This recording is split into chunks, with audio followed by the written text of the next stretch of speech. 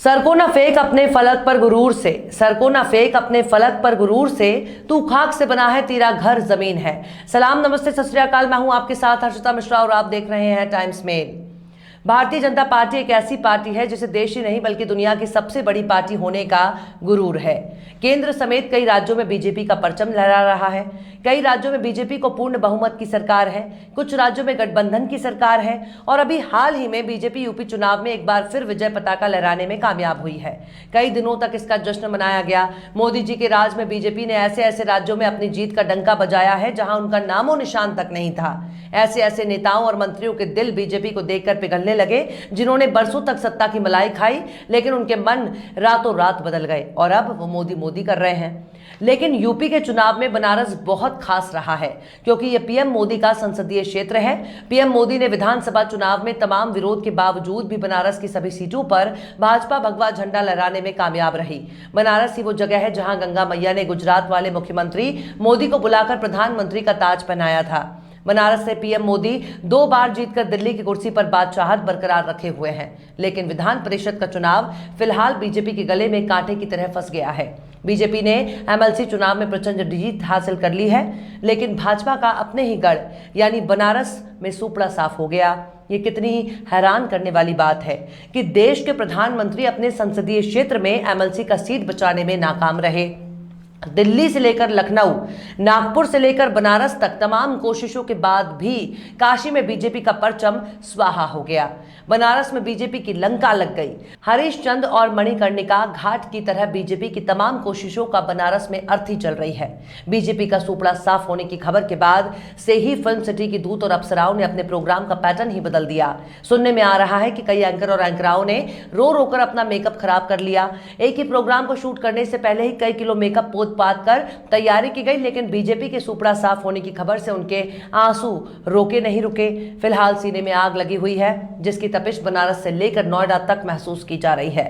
आखिर पीएम मोदी के अपने ही गढ़ में कैसे हार गई भाजपा? डंकापति के अपने ही घर में कैसे लगी लंका? आखिर कैसे हो गया भाजपा का सुपड़ा साफ? बताएंगे आपको और भी बहुत कुछ, लेकिन आप अगर हमारे चैनल पर नए हैं और पहली बार हमारी वीडियो को देख रहे हैं तो आप हमारे चैनल टाइम्स मेल को सब्सक्राइब कर लें, वीडियो को लाइक कर दें और बेल आइकन का नोटिफिकेशन बटन भी प्रेस कर दें ताकि बिना देरी हमारी हर खबर आपको मिलती रहे। लौटते हैं अब खबर की तरफ। विधानसभा चुनाव में प्रचंड जीत हासिल करने के बाद बीजेपी को बनारस में बहुत बड़ा झटका लगा है। विधान परिषद के चुनाव यानी एमएलसी चुनाव में भारतीय जनता पार्टी ने पूरे उत्तर प्रदेश में जीत का डंका बजा दिया है, लेकिन बीजेपी अपने ही गढ़ में अपनी सीट हार गई। स्थानीय निकाय की 36 सीटों में से 9 पर बीजेपी का निर्विरोध जीत हुई। वहीं 27 सीटों पर चुनाव हुए जिसमें 2 निर्दलीय, 1 जनसत्ता दल के प्रत्याशी को जीत हासिल हुई, जिसके बाद 24 सीटों पर कमल खिला। लेकिन जिस एक सीट की हार ने बीजेपी के जश्न के रंग में भंग डाल दिया वो है प्रधानमंत्री नरेंद्र मोदी का संसदीय सीट बनारस। विधान परिषद चुनावों में पूरे यूपी की सबसे वीआईपी सीट पर बीजेपी का जादू बेअसर साबित हुआ। वाराणसी से पीएम मोदी सांसद हैं, फिर भाजपा यहां की सीट हार गई। बनारस की सीट पर 2 दशकों से बाहुबली ब्रजेश सिंह के परिवार का कब्जा रहा है। इस बार ब्रजेश सिंह की पत्नी अन्नपूर्णा सिंह ने प्रचंड जीत हासिल की है। योगी मोदी के आशीर्वाद से बीजेपी की प्रत्याशी सुदामा पटेल जब चुनाव में कूदी तब उनका हाल बेहाल हो गया। नतीजा यह हुआ कि बीजेपी के प्रत्याशी ने योगी मोदी अमित शाह की नाक कटा दी। सबके आशीर्वाद लेने के बाद भी बीजेपी प्रत्याशी अपनी जमानत तक नहीं बचा पाया। इतना थू शायद ही बीजेपी ने कभी देखी हो। अन्नपूर्णा सिंह को 4234 वोट मिले, सुदामा पटेल को महज 170 वोट मिले और तीसरे स्थान पर रहे। यानी दूसरे स्थान पर भी बीजेपी अगर हार जाती तब कहा जाता कि चलो बीजेपी ने बहुत तगड़ी लड़ाई दी है, लेकिन बीजेपी तीसरे नंबर पर नाक कटाकर घर लौट गई। सपा के उमेश यादव को 345 मत मिले और वो दूसरे स्थान पर रहे। बनारस के विधान परिषद सीट पर सबकी नजर टिकी हुई थी। बीजेपी ने इस बार डॉक्टर सुदामा पटेल को टिकट दिया था, लेकिन जब अंतिम नतीजे सामने आए तो भाजपा के बुलडोजर ने इतना धुआं छोड़ा कि बीजेपी का मुंह काला हो गया। बनारस में बीजेपी का बुलडोजर रिजल्ट आने पर धू कर जलता हुआ दिखाई दिया। अल्लाह अल्लाह खैर सल्लाह। बीजेपी तमाम कोशिशों के बावजूद जेल में बंद माफिया ब्रजेश सिंह के किले को भेद नहीं पाई। बाहुबली ब्रिजेश सिंह की पत्नी अन्नपूर्णा सिंह ने रिकॉर्ड 4,234 मत लेकर प्रचंड जीत दर्ज की, जो कि अब तक का सबसे बड़ा जीत का आंकड़ा है। भाजपा के प्रत्याशी सुदामा पटेल अपनी ही पार्टी का पलीता लगा बैठे। हार के बाद सुदामा ने अपनी ही पार्टी के सदस्यों पर गंभीर आरोप लगाए। मतदान के पहले से ही सुदामा पटेल लगातार वोट को प्रभावित करने का आरोप ब्रिजेश सिंह पर लगा रहे थे।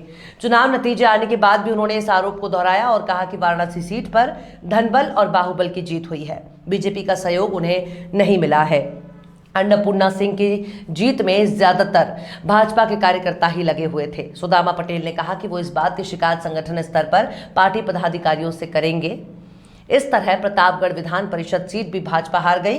यहां से राजा भैया के करीबी रिश्तेदार अक्षय प्रताप सिंह को कुल 1,721 वोट मिले और बीजेपी दूसरे स्थान पर रही। बीजेपी के हरि प्रताप सिंह को महज 580 वोट मिले और सपा के प्रत्याशी विजय यादव को 381 वोट मिले। वहीं आजमगढ़ मऊ में निर्दल प्रत्याशी विक्रांत सिंह रिशु ने जीत का झंडा गाड़ा। उनके सामने बीजेपी और सपा दोनों ने ही यादव प्रत्याशियों को टिकट दिया था, जो हार गए। बीजेपी से अरुण यादव और सपा से राकेश यादव का जताया फैक्टर भी कोई गुल नहीं खिला सका। जौनपुर में बीजेपी के ब्रजेश सिंह प्रिंसू और गाजीपुर में विशाल सिंह चंचल भी जीत गए। बीजेपी सांसद सुब्रमण्यम स्वामी ने बनारस में लंका लगने पर कई गंभीर सवाल उठाए। सुब्रमण्यम स्वामी ने नतीजों के बहाने पीएम मोदी पर निशाना साधते हुए कहा कि आज सामने आए यूपी एमएलसी चुनाव नतीजों में बीजेपी हर जगह जीती है, लेकिन वाराणसी में हार गई है। ऐसा क्यों? 100 सदस्यों वाली यूपी विधान परिषद में बहुमत का आंकड़ा 51 है। विधान परिषद की 36 सीटें 7 मार्च को सदस्यों का कार्यकाल समाप्त होने की वजह से खाली हो गई थी। 37वीं सीट नेता प्रतिपक्ष अहमद हसन के निधन की वजह से खाली हुई है। इनमें से 36 पर चुनाव हुए। अभी भारतीय जनता पार्टी के 34 एमएलसी हैं। सपा के पास 17 सीटें हैं। वहीं बसपा के 4, कांग्रेस का 1 और अपना दल सोनेलाल का 1 सदस्य है। 2 एमएलसी शिक्षक कोटे से हैं, जबकि 2 निर्दलीय, 1 निषाद पार्टी का है। एमएलसी चुनाव में जीत पर पीएम मोदी ने जीत की बधाई देते हुए ट्वीट किया और लिखा कि उत्तर प्रदेश विधान परिषद के चुनावों में सभी विजयी उम्मीदवारों को बहुत बहुत बधाई। ये जीत एक बार फिर भाजपा के विकास मॉडल पर जनता जनार्दन के विश्वास की अभिव्यक्ति है। योगी आदित्यनाथ जी की सरकार के साथ ही पार्टी संगठनों से जुड़े सभी कार्यकर्ताओं को ढेरों शुभकामनाएं। अपने ही उम्मीदवार की जमानत जब्त होने के बाद भाजपा चुप है, पीएम मोदी भी चुप है और योगी आदित्यनाथ भी चुप है। कहें भी तो क्या, उनके उम्मीदवार की हार के लिए कौन जिम्मेदार है? अभी कुछ दिन पहले की बात है जब सुब्रमण्यम ने ट्वीट कर कहा कि देश में लोकतंत्र के लिए एक आंदोलन शुरू करने की जरूरत पड़ सकती है। उन्होंने एक ट्वीट करते हुए कहा कि वर्तमान समय में भारत का लोकतंत्र गैर जरूरती पाबंदियों से सीमित है, जो कि अस्वीकार्य है और इसके लिए एक आंदोलन शुरू करना पड़ सकता है।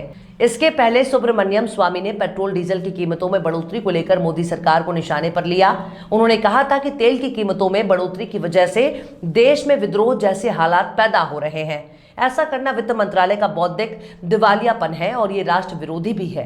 5 राज्यों में चुनाव के बाद देश में तेल की कीमतें लगातार बढ़ रही हैं। तो इस तरह से बीजेपी का बनारस में नाक गया है। उनके अपने ही लोग बीजेपी पर सवाल खड़े करके खूब मजा ले रहे हैं, लेकिन एक हार ने बीजेपी का सारा मजा किरकिरा कर दिया।